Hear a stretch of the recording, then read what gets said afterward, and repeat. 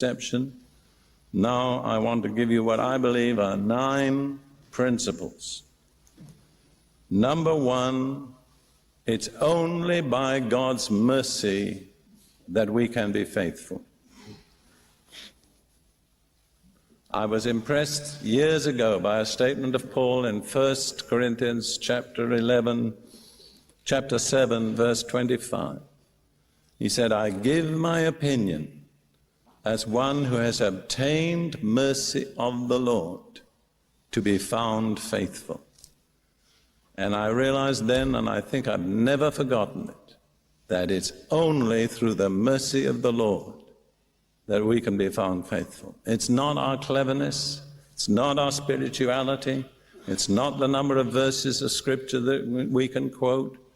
We are dependent on the mercy of the Lord. And as long as we live that way, He will not withhold His mercy from us. But when we become arrogant and self-confident and think we can do without God's mercy, we are in terrible danger. Second, we need to cultivate humility and the fear of the Lord. And I'll read one of my favorite passages from Psalm 25.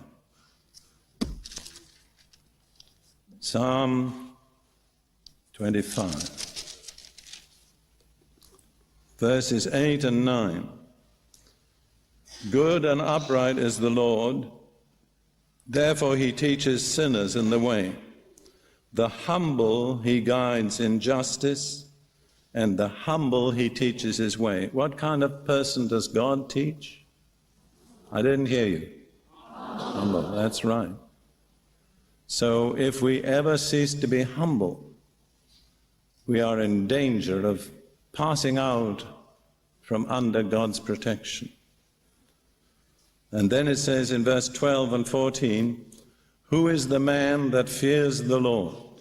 Him shall the Lord teach in the way He chooses. The secret of the Lord is with those who fear Him, and He will show them His covenant. So what's the condition there for receiving truth from God? The fear of the Lord. In other words, humility and the fear of the Lord are our protection. And I quoted this morning, but some of you weren't here, 2 passages about wisdom and knowledge. I was talking with Ruth and we were praying, and I said, I really would like some way to know what is true wisdom and what is true knowledge. And out of my mouth came a prayer, which I realized was God's answer.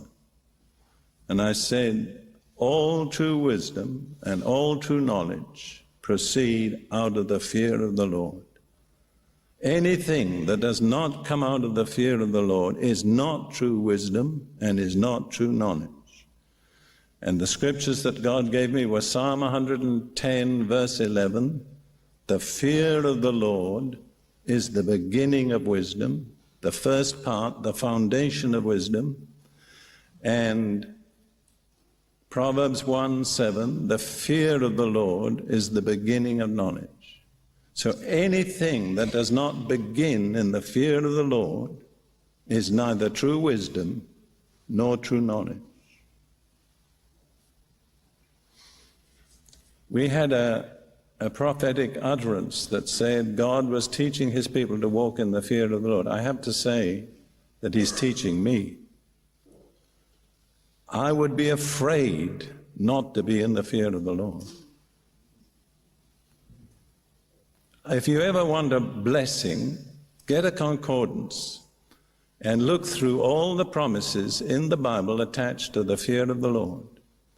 And I think you'll find that there is nothing to which God attaches more promises of blessing than the fear of the Lord.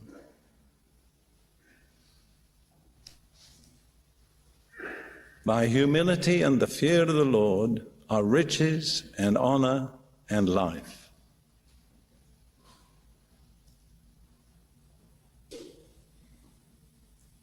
He who has the fear of the Lord will abide in satisfaction. he will not be visited with evil. What more could you ask than that?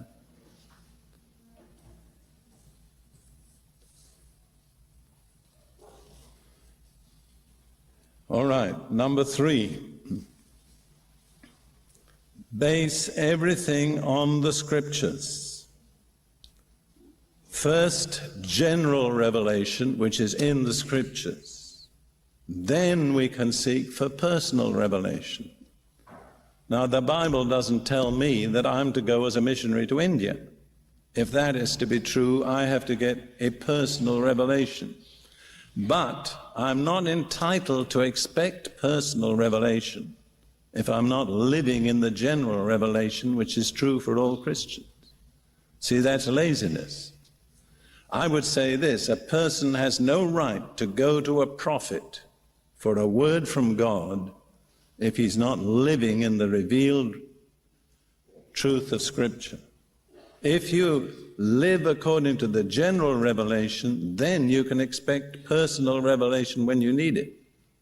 But if you ignore the general, I think you're almost insulting God to say, God, give me a special word. God say, why don't you read my Bible?